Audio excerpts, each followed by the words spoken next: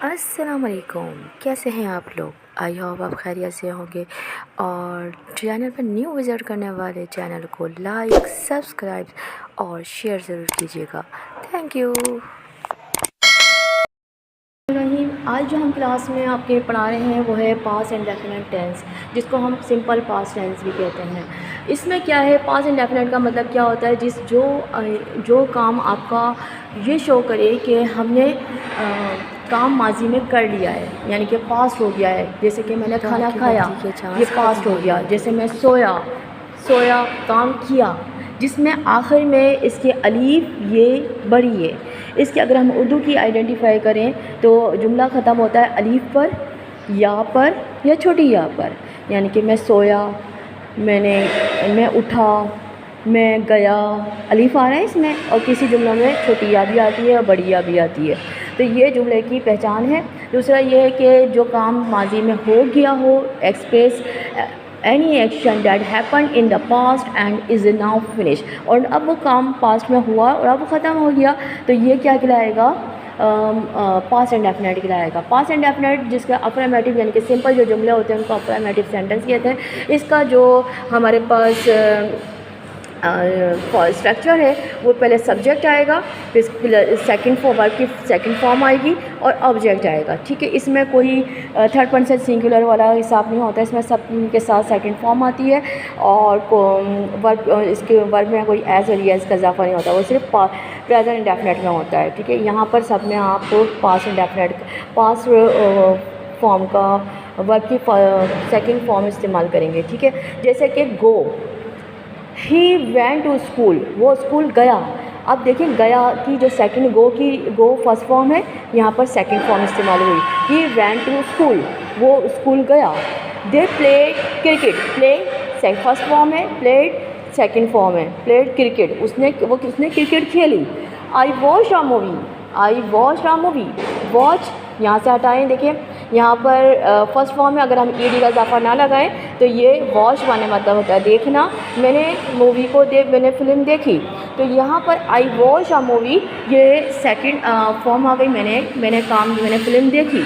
तो ये आपका, अगर इसी जुमलों को, इसी अफर्मेटिव को हम सेकंड नेगेटिव सेंटेंस में चेंज करते हैं तो इसका स्ट्रक्चर कुछ इस तरीके से आता है कि सब्जेक्ट आता है, डिड नॉट, इसका जो हेल्पिंग वर्ब है वो हमने जो प्रेजेंट डेफिनेट में सीखा था वहाँ पर डू या डज था, लेकिन यहाँ पर जो प्रेजेंट डेफिनेट यहाँ पर जो हेल्पिंग वर्ब है वो ये है डिड नॉट।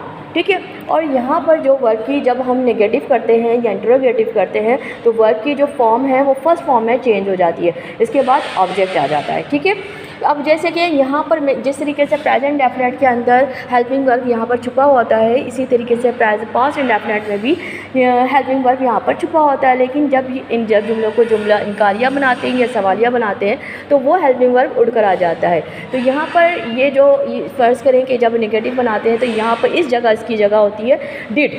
अब नेगेटिव में पास्ट इंडेफिनेट में इसकी जो हेल्पिंग वर्ब है वो डिड है, और डिड के साथ हम नॉट का इजाफा करेंगे, he did not go to school. अब जो वर्ब की, अब स्ट्रक्चर के मुताबिक जो है वर्ब की सेकंड फॉर्म किस में चेंज हो गई है? फर्स्ट फॉर्म में। तो गो, वैन गया सेकंड फॉर्म थी और गो फर्स्ट फॉर्म है, गया। अब आ जाते हैं सेकंड सेंटेंस हमारे पास, they did not play cricket, वो उन्होंने क्रिकेट नहीं खेली। अब ये माजी की बात है लेकिन नेगेटिव में है, तो दे डिड नॉट प्ले क्रिकेट, उन्होंने क्रिकेट नहीं खेली। I did not watch a movie, देखिए इस समय तमाम इसमें वर्ब की फर्स्ट फॉर्म चेंज हो गई है, गो, प्ले, वॉच, और डिड का इजाफा हुआ है। डिड ये आसान होते हैं, आराम से कोई कन्फ्यूजन नहीं क्रिएट करते लर्निंग में, ये समझने में, तो बहुत ईजी होता है पास्ट इंडेफिनिट में। तो आई होप कि आपको इसको आराम से इसके रूल्स याद कर लेंगे। इसी तरीके से मैंने मूवी नहीं देखी, I did not watch a movie. अब हम इंटरोगेटिव में जब इसको चेंज करते हैं तो यही जुमलों को हम इंटरोगेटिव में चेंज करेंगे। इसका स्ट्रक्चर कुछ इस तरीके से होगा कि डिड, सब्जेक्ट, वर्ब की फर्स्ट फॉर्म और ऑब्जेक्ट, और लास्ट में जुमले के आखिर में क्वेश्चन मार्क, ये लाजमी होगा। अब हम यहाँ पर इसी जुमलों को हमने चेंज करा है। Did he go to school, क्या वो स्कूल गया था? डिड। अब देखिए हेल्पिंग वर्ब पहले आ जाता है, इंट्रोगेटिव में हेल्पिंग वर्ब पहले आ जाता है और जुमले के लास्ट में क्वेश्चन मार्क होता है और बाकी जुमला सेम एज इट इज़ उतार देते हैं। Did he go to school, क्या वो स्कूल गया। डिड दे प्ले क्रिकेट, उसने क्रिकेट खेली। Did he watch a movie, क्या उसने मूवी को देखा।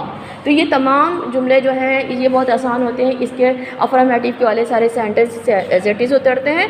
जब हमें कोई कहे कि इन सेंटेंस को, अफर्मेटिव सेंटेंस को इंट्रोगेटिव में चेंज कर दो, तो ये बहुत आसान होता है क्योंकि इसमें से इंट्रोगेटिव में से हेल्पिंग वर्ब को बाहर निकाल दिया जाता है और क्वेश्चन मार्क को हम बाहर निकाल देते हैं। तो ये बिल्कुल आसान है। आई होप कि कोई कन्फ्यूजन नहीं क्रिएट हुई होगी और आप इसकी प्रैक्टिस ज़रूर कीजिएगा, because practice makes be perfect to man. Video अच्छी लगे तो लाइक, सब्सक्राइब और शेयर ज़रूर कीजिएगा। Thank you.